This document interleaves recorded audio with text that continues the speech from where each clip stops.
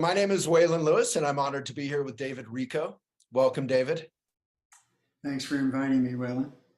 Yeah, I'm very excited about this one because I've been reading your book, and it's darn good. It's sold hundreds and hundreds of thousands of copies over the years. So, like the famous Elvis album, 500,000 people can't be completely wrong. Your book is really helpful.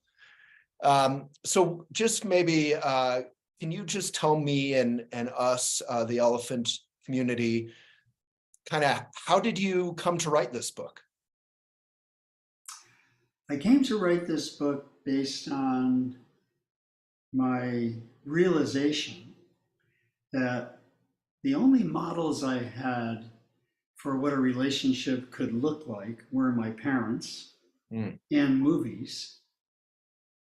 And I wondered if there was an actual skill that one could learn so that a relationship could work better than we see in our parents and in movies. Right. So I've been a therapist for over 50 years and worked with thousands of clients.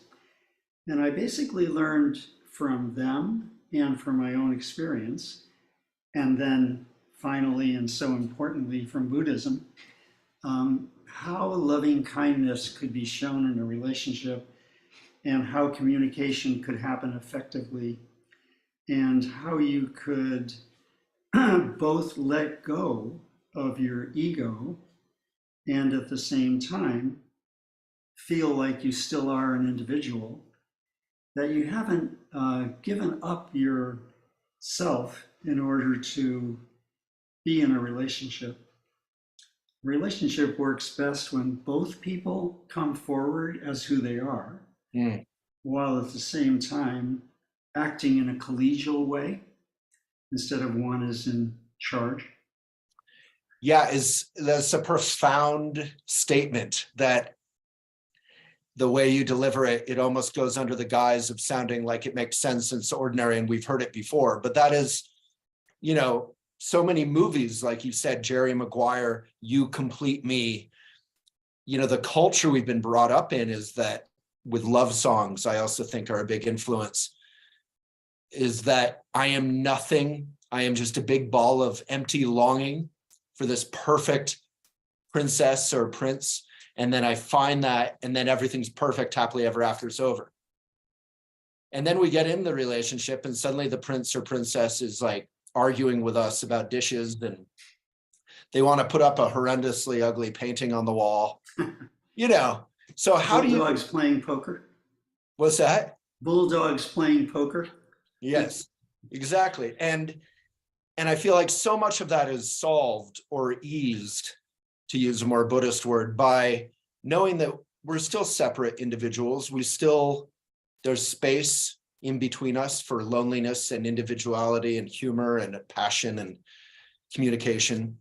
But you go into that in depth. And I found that really helpful. I'm 48 now and I was engaged last year. I'm not engaged this year, just to give you a basic, this is where I'm at. And, I very much want to have children. And so I almost feel like biological clockwise for a man, I'm in this place where I do feel like happiness is out there. So reading your book has been really grounding and a good reminder that we can't just guess at this stuff, that we actually need to study and learn like any vocation.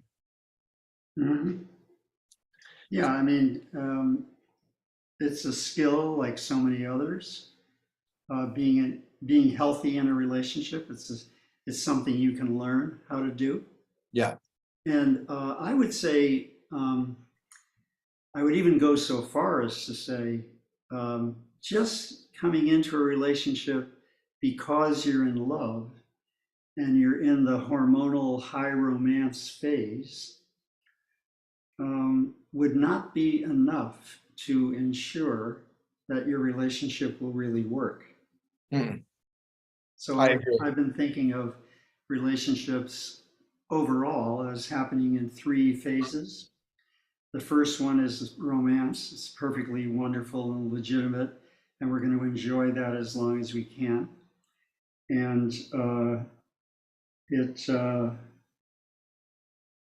then gradually changes when conflicts start arising.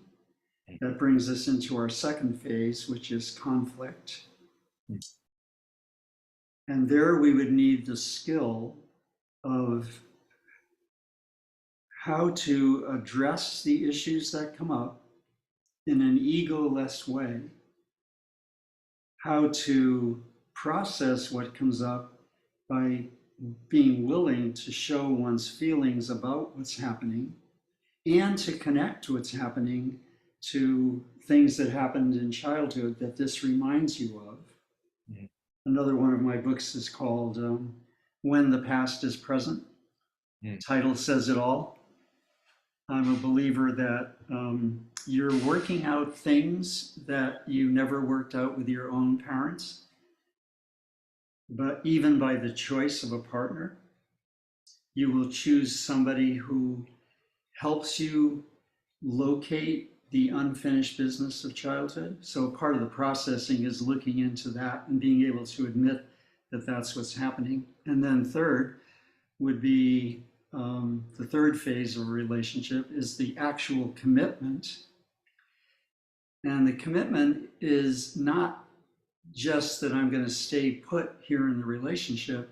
It's I'm going to keep the agreements, the ground rules of the relationship, and I'm going to show up and be present when issues come up, and I'm going to work on addressing, processing, and resolving them. And that's the point at which marriage makes the most sense. Our parents may have married during the romance phase, so they didn't know what it was like when the conflict started arising. And it's better to see how you do with each other when struggles, problems, issues, difficulties come up.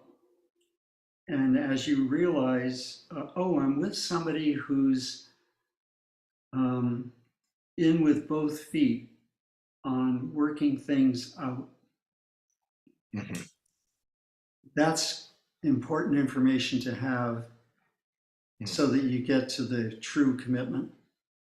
Yeah, I often fantasize about, because I'm going on dates again, and like there needs to be some conflict test that you could do, not on your first date, but maybe on your, 5th date, your 10th date, before things even get into that love phase, really, where you can just see, because on dates, we're putting our best foot forward. We're entering into that hormonal love thing, but it's still months, if not a year ahead before we know how we handle, if we handle disagreement, conflict, and the process and the resolution, if we're both committed to that. Waylon, I'm glad you brought that up, because before you start the 3 phases, hopefully there's another phase, which I call investigation. And that's what you're describing. Let's see how we work things out together. To start with, I'm head over heels in love, and all my hormones are racing and juicing me up. Yeah. And maybe shutting down my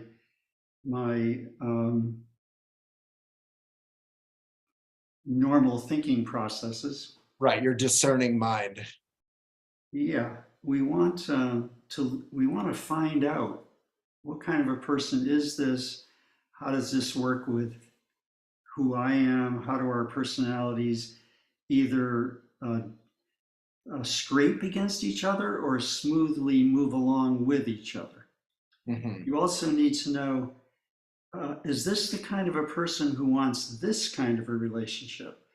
we're walking together in the world side by side and we're joined? Or does this person want this kind of a relationship? We're looking at each other constantly and we want to be with each other every minute and we're clinging to each other. Mhm. Either one is okay, but problems arise when it looks like this. One Mhm. person wants to look straight ahead into the world like this, and the other person demands this. Right. Then there'll be conflict. So that's the kind of thing you're going to be looking into. Is this the kind of a person that fits with my level of being an introvert or an extrovert? Right. Like if I need a lot of time alone, can this person handle that? Or will this person always want to be bringing me to parties? Right.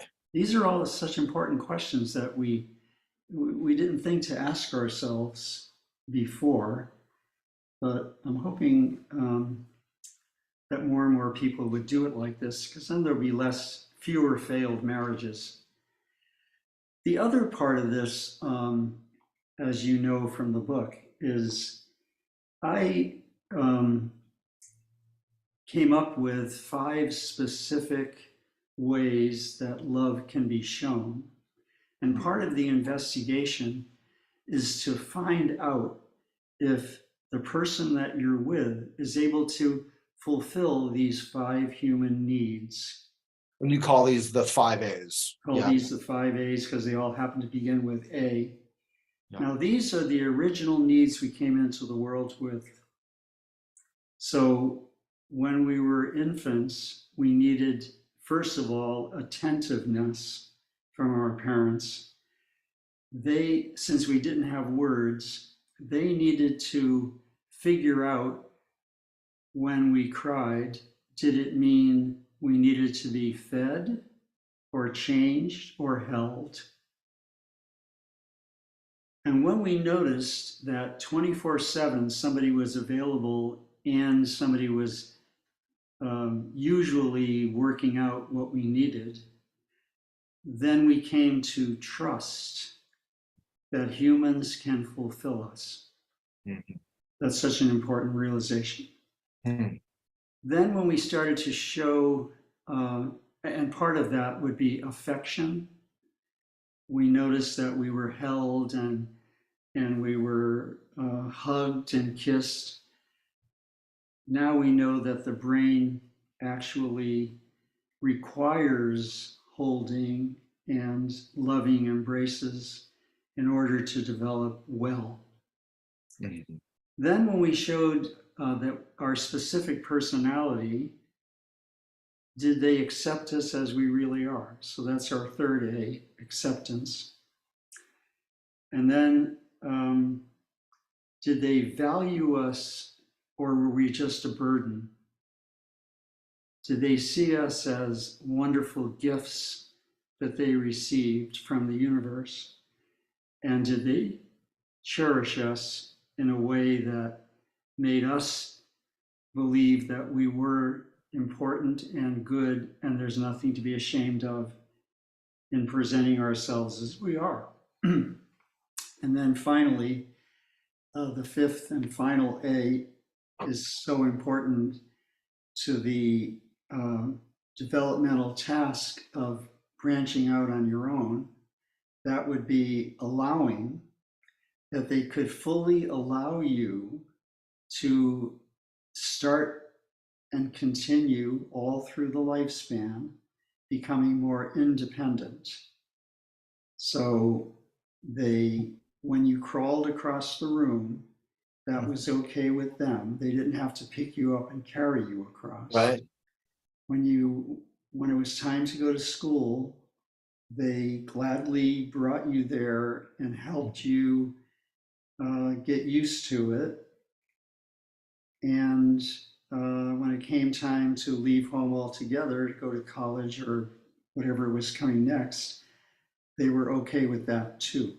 That So one's those so 5 powerful. A's, yeah, That one's so powerful because in a way, the final one, which is so key, almost contradicts some of the others. Like you're willing to let go, and that's the ultimate trust, the ultimate relaxation Yes. of the parent or Yeah, the all child. 5 of them together are the ways of showing love. Mm. So it's attention, affection shown physically, non-sexually in childhood, acceptance, appreciation, and allowing. And those are the very same 5 needs that we're looking for from a partner. Mm. So nature did not set it up so that we have a whole new set of needs. It's the same needs all through the lifespan. And they're supposed to come from ourselves to ourselves. I pay attention to myself, I accept myself, and so forth. And from our parents, and then from a partner. Oh, so powerful. Yeah. And Your parents teach you how to relate to yourself in those ways.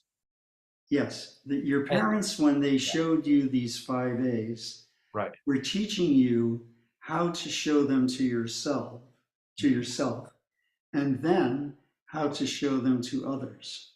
Mm.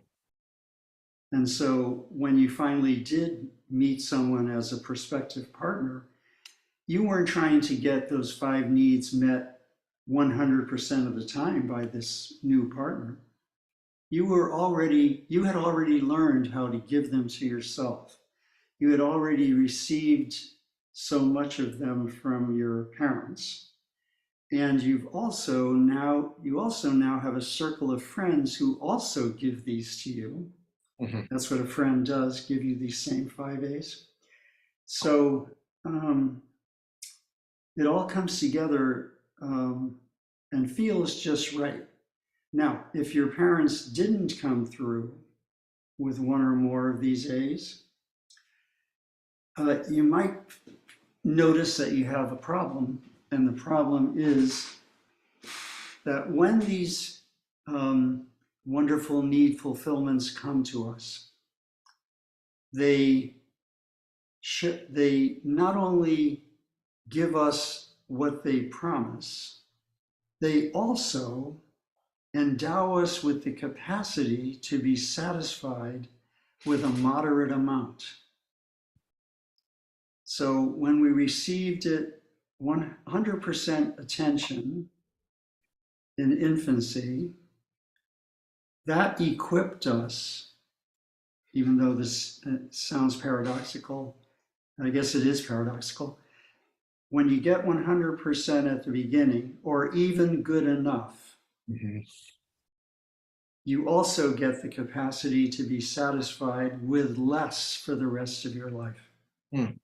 So you won't be craving attention from your partner because you come in with the ability to be satisfied with the moderate dose that any adult would want. A healthy adult only wants moderate attention, not constant attention. Right. And that comes back again does this make sense? Yeah, that comes back again to what you were saying, like the parents' love teaches us how to take care of ourselves. Yeah.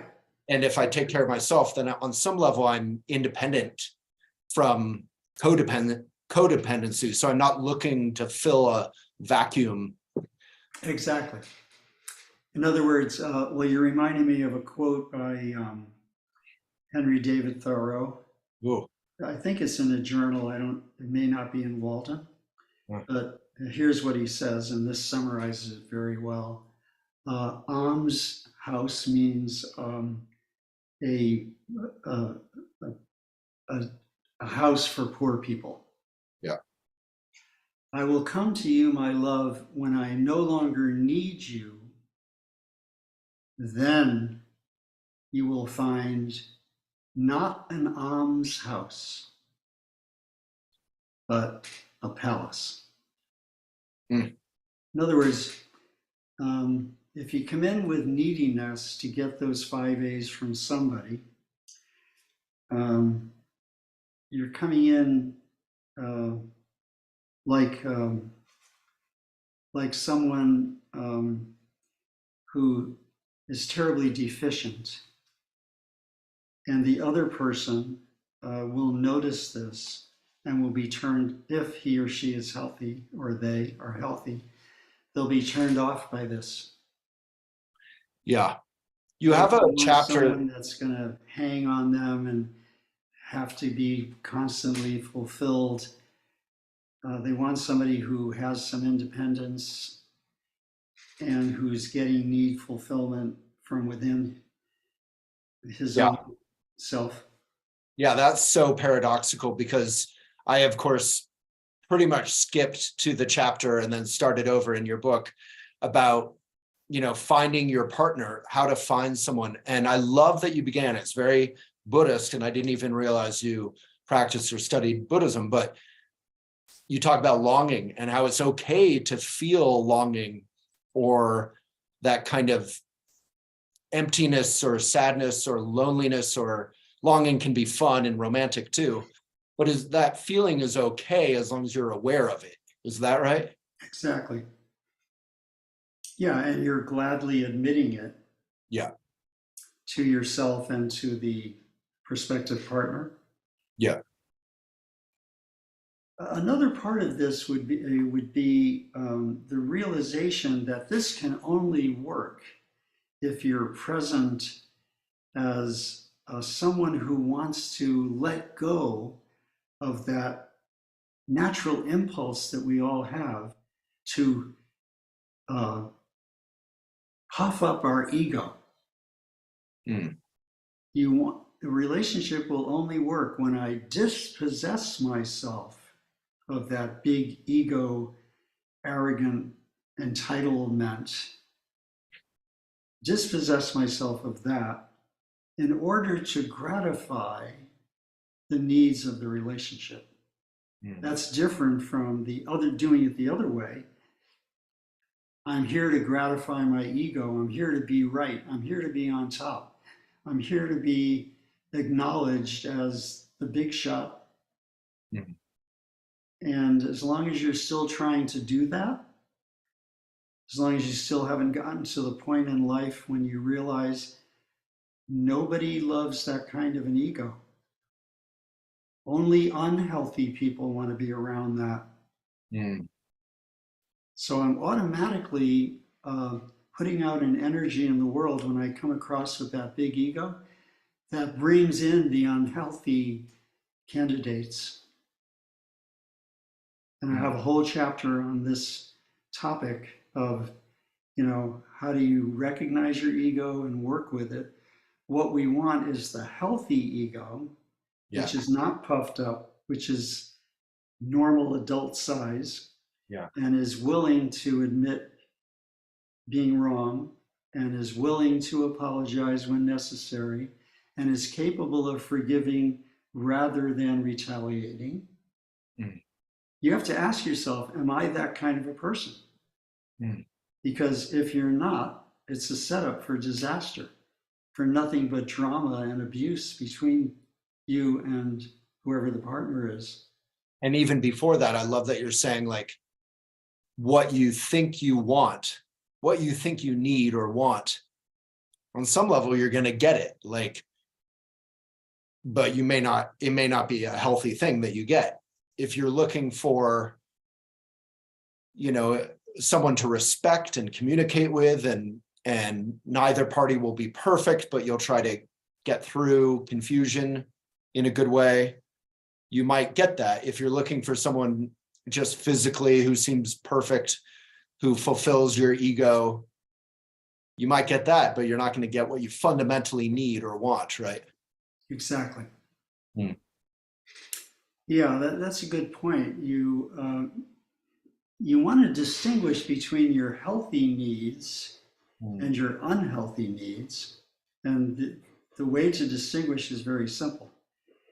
The unhealthy needs are the ones that can't be fulfilled because you keep wanting more and more, and you can never get enough.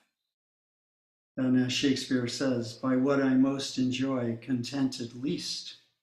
In other words, you don't get contentment Whew. even though you keep thinking you're fulfilling the need. That's different from the healthy need, which is I'm willing to be vulnerable enough to say that I want to be held right now. Yeah. And I understand if you're not into it at the moment and hope it can happen soon. And I'm not going to be clinging to you. Just want to get a sense of togetherness, in a physical way. And it doesn't have to lead to sex. That's what you sound like when you're making a bid for a healthy connection and you don't have a strategy in mind that will maybe try to take advantage of the other person or try to use the other person to fulfill things that we're supposed to be working on from within ourselves and among our wider support system. What is this support system? Our friends, our family, our workmates, nature, our spiritual practice.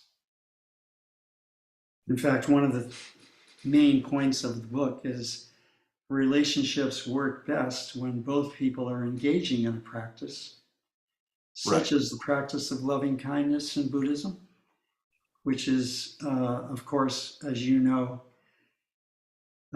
oriented toward not only do I ask for happiness for myself, but also for everyone else. Mm-hmm. So you come right in with a bigness of heart instead of neediness. Yeah, and exactly. You're going to look so different when you come in that way. Yeah, the Maitri or the Metta or the loving kindness for me seems like that whole second phase where the parents teach you the 5 A's and then you kind of begin to do that for yourself, and that's Maitri or loving kindness. And then you're kind of invincible in this incredibly soft, vulnerable, imperfect way, and that you have those 5 A's in your own recipe. Yes, absolutely. Yeah. And you just reminded me of a quote from the Tao. From when I love unconditionally, I am invincible. See, to make that connection, that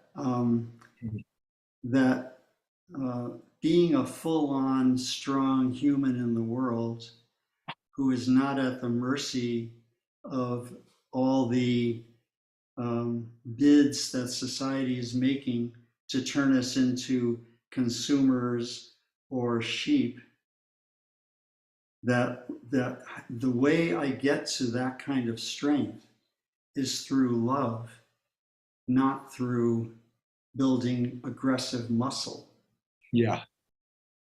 Yeah. So this is very much this is an art of true love is an art of nonviolence. Yeah. I try to think of how would I describe love, and I've come up with this. I'll be interested in how you see it. That love is so I'm going to have 3 C's and 5 A's. Love is a caring, committed connection shown by attention, affection, acceptance, appreciation, and allowing. Allowing instead of controlling, accepting instead of rejecting.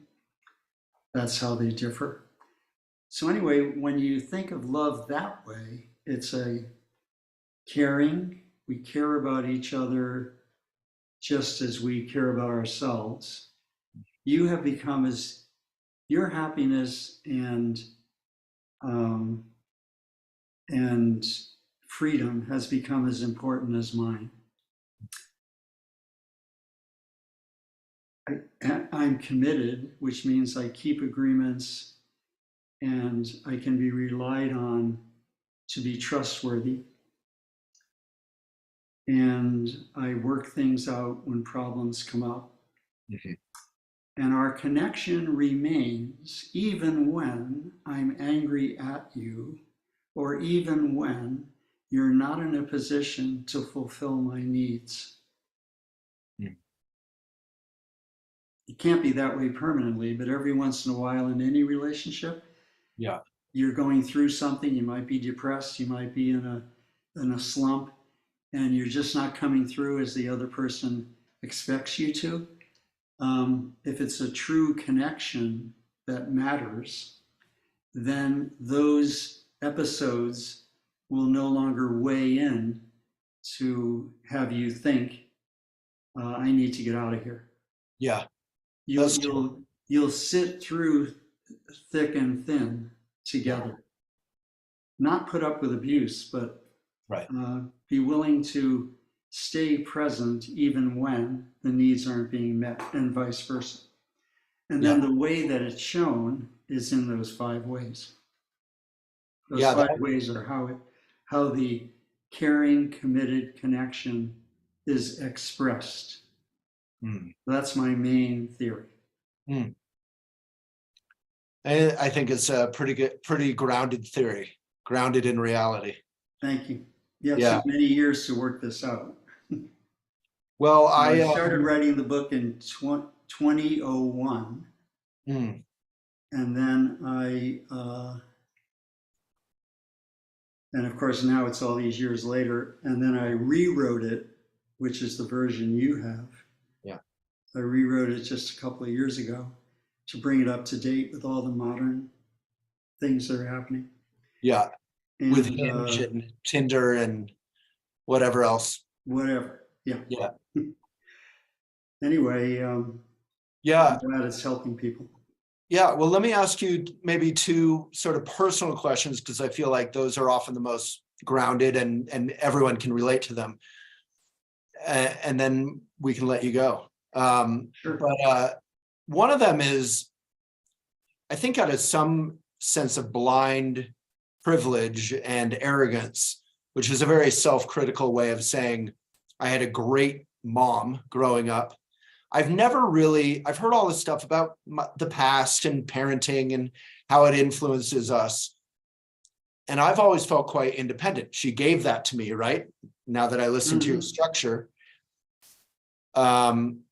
she let go really powerfully and imbued me with communication and self-acceptance and encouragement. So reading your book throughout the whole thing, I kept thinking about my mom. And it was one of the first times I've ever really seen what has been right there, which is so obvious, which is, wow, I had a really loving, encouraging mom, and she left me with very few gaps or real problematic issues in terms of her parenting. I'm sure I've come up with some problems on my own, but that's just an acknowledgement to say she was far from perfect, but she was really loving. So I guess the question here is, like, for the parents who are listening and reading your book, it feels like a lot of pressure to get everything right with the baby or the child. So is it okay to be wildly and consistently imperfect if you're basically adhering to those 5 A's with your child? Well, it's the only way it can happen since we're all humans. Yeah, I exactly. mean, it's not going to happen that way on the TV sitcoms about families. You know, they look so perfect. Yeah. But all we need is good enough. Yes. Or another way of putting it, I did come up with another way of putting it. It's good enough most of the time. Mm. That's all we need. I It love doesn't that. have to be perfect all the time. It's good enough most of the time. Mm. I And love that, Dave. nobody should be expected to give more than that. I love that.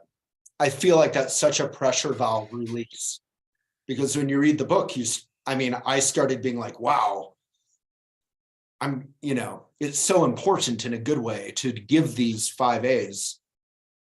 I really don't want to get that wrong if I get to be a father. But at the same time, obviously, it doesn't do us any good to try to be perfect. The second question would be, in my last relationship, you know, I feel like where we failed together, and we had a lot of love, we had a lot of values, we had a lot of respect. There was no like gross problems, other than, for me, and I'll just speak for myself, communication and like kind of getting through difficult things. We had very different styles, you know, neither one better or worse particularly, but I'm a talker and a communicator, and I want to get through things relatively quickly. Not in a rush, but I mean, I don't want to wait a week or two.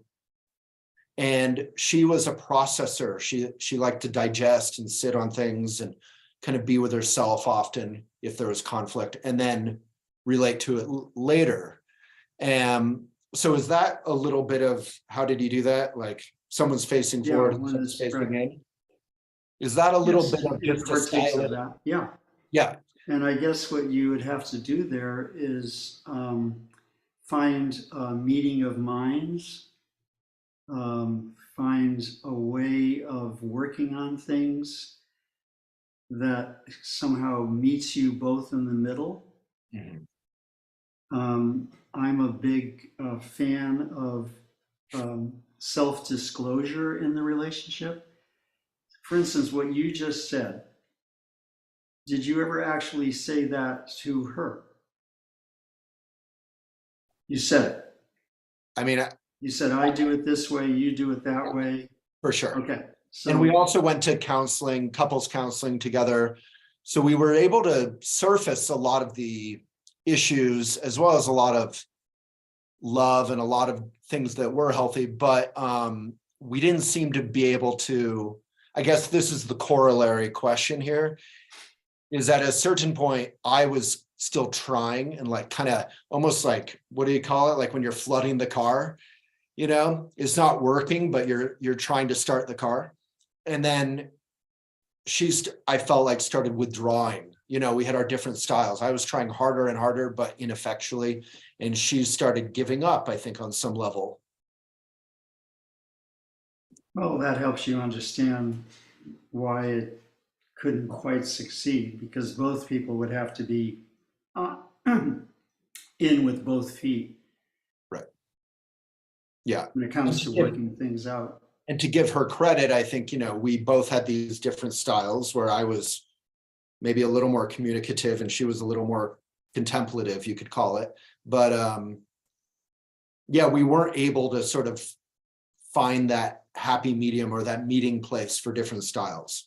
Yeah, where you could meet. Yeah. And I guess the third part of that question, just to exploit, you know, I said 2 final questions. Now I'm on like number 4, but would be, how do you, and we kind of touched on this in the beginning, so it's a good wrap up moment, is how do you surface those kind of basic, perhaps obstacles or incompatibilities earlier? Because I think that's been part of what's been devastating for me losing this relationship is, you know, I created Elephant. I've been super busy. I finally have time for family. And then it took us 3 years to get to that point, to understand that it wasn't maybe going to work. How do you surface it earlier? Continual, what I call State of the Union meetings. Let's, Yeah. you know, let's talk about where we're at, what's going on with us in the realm of how we communicate, how our needs are met or not met, what's happening in the bedroom, how is any of this a carryover from either one of our childhoods. You're constantly having these check-ins in which you're disclosing something about yourself and opening to what the other person has to offer. And the key to doing this is in what you said, which is it's neither right nor wrong. It isn't wrong to be contemplative and take time to make decisions. And it isn't wrong to be the one who wants to do it with expeditiousness, get it done as soon as I can. It's just a matter of, is it so deeply a given for both of us that we can't meet in the middle? Then we're not going to make it as a couple. Right. But if we can find a way, I give a little from my side, you give a little from your side, then it can work. What does work mean? What does its working mean? Its working means we're getting our needs met in a good enough way most of the time. The very same criterion we had in childhood. I love that.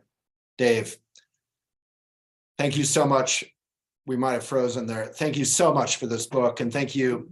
In person is, you're the same thing. We call this Walk the Talk Show.